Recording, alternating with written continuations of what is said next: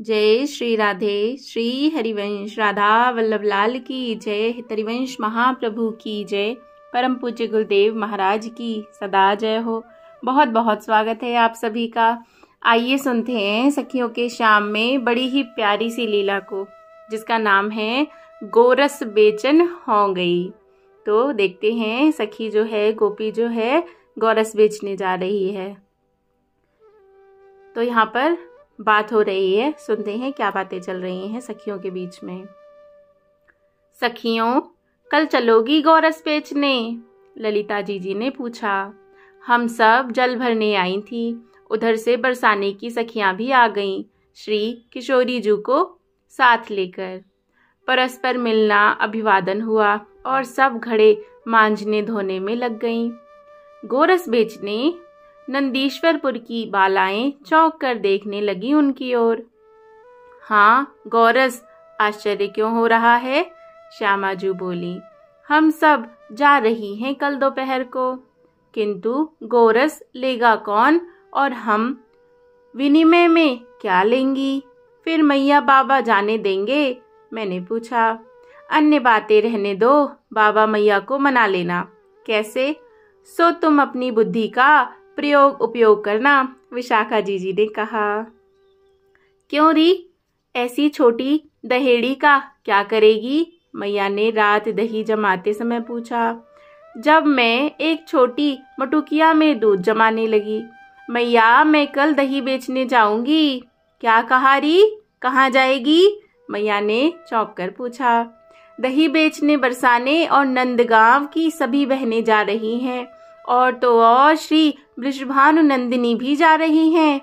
किसने कहा तुझसे? सभी सखियां कह रही थी। श्री किशोरी जू भी वहीं थी। कुछ समझ में नहीं आती इन बड़े लोगों की बातें। नंद महर के युवराज गाय चराए और वृषभानुपुर के राजा की बेटी गोरस बेचे। क्या कमी पड़ गई जाने कीर्तिदाजू को। सुमन सुकुमार लली कहाँ भटकेंगी? मैया अपनी धुन में बड़बड़ बड़बड़ कर रही। इससे मेरा पिंड छूटा। नंदगांव से सब सखियां बरसाने गईं और वहां से सब मिलकर वन की ओर चली। दोनों ओर श्वेत श्याम पर्वत और बीच में सांकरी खोर। सखियां हंसती बोलती जा रही थीं। दोनों ओर के वृक्षों पर कपी लदे थे। एकाएक आगे वाली सखियां ठिठक कर रुक गईं। सब ने नेत्र उठाकर देखा। दोनों पैर फैलाए, कटी पर कर टिकाए, खौर के मुहाने पर श्याम सुंदर खड़े हैं। जय हो। सखियों ने मुस्कुराकर एक दूसरे की ओर देखा। चंद्रावली जीजी आगे बढ़ाई। पथ काहे को रोके खड़े हो? हमें निकलने दो। कहाँ जा रही हो? श्याम सुंदर बोले। गोरस बेचने। किधर? कहाँ? तुम्हें इससे क्या, हमें जाने दो। मेरा कर दे के चली जाओ जहाँ जाना हो। कैसा कर? मेरी भूमि में होकर निकलने का कर। आहा हा, ऐसा अनोखा कर कभी नहीं देखा ना सुना।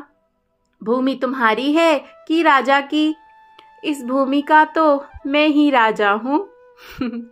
आरसी में मुंह देखा है कभी, बड़े राजा बने हैं। चंद्रावली जीजी की बात सुन सखियां हंस पड़ी, पर शाम का उत्तर सुन सक पकाकर चुप हो गई। उन्होंने कहा, सो तो सखी अब भी देख रहा हूँ, तेरा मुख क्या किसी आरसी से कम है?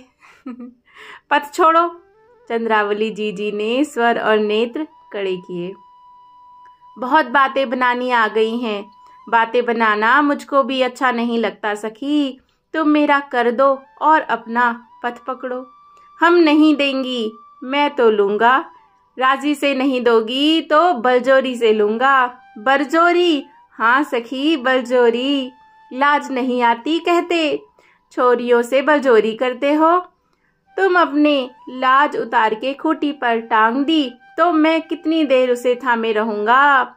हाँ सखी, मुझसे एक छोरा से लपालप जीभ चलाते तुम्हें लाज नहीं लगती, और मुझे लाज की शिक्षा देती हो। लज्जा नारी का भूषण है कि पुरुष का? अब हटो भी, हम राजा कंस से जाकर कह देंगी। कंस क्या तेरा सगा लगता है चंद्रा?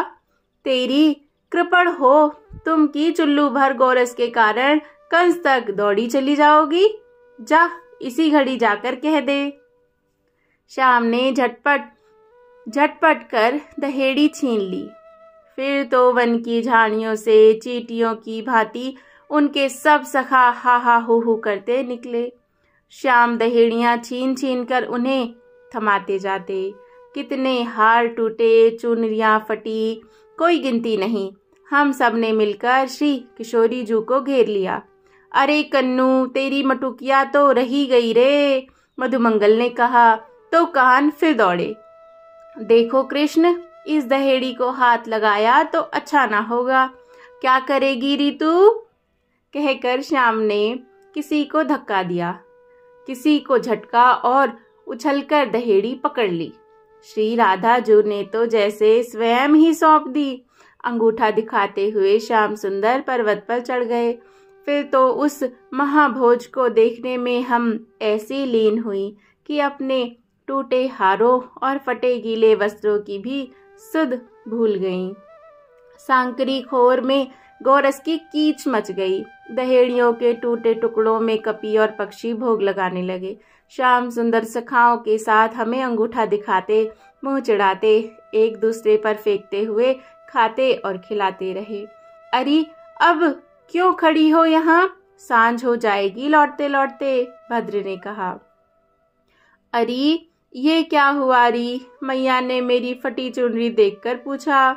क्या कहूँ मैया, हम सब जा रही थी कि वन में से एक बड़ा मोटा सा बल्लूक निकल आया। उसको देखकर हम सब भागी तो दहेड़ियां फूट गई और गिरने पड़ने से वस्त्र भी फट गए। हमारा चिल्लाना सुनकर श्याम सुंदर दौड़े आए।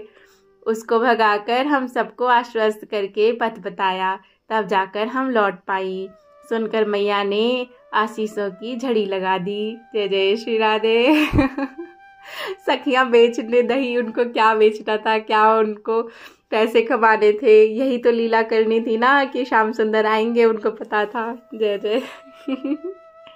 कितनी प्यारी सी लीलाएं हैं ये। सखियों के श्याम की जय हो, सदा जय हो। हमारी प्यारी किशोरी जू की सदा जय हो। जय जय श्री राधे, जय जय श्री राधे श्याम। अगर ऐसी लीलाएं आप और भी सुनना चाहते हैं तो चैनल को सब्सक्राइब करना बिल्कुल नहीं भूलें। जय जय श्री राधे, श्री हरिवंश।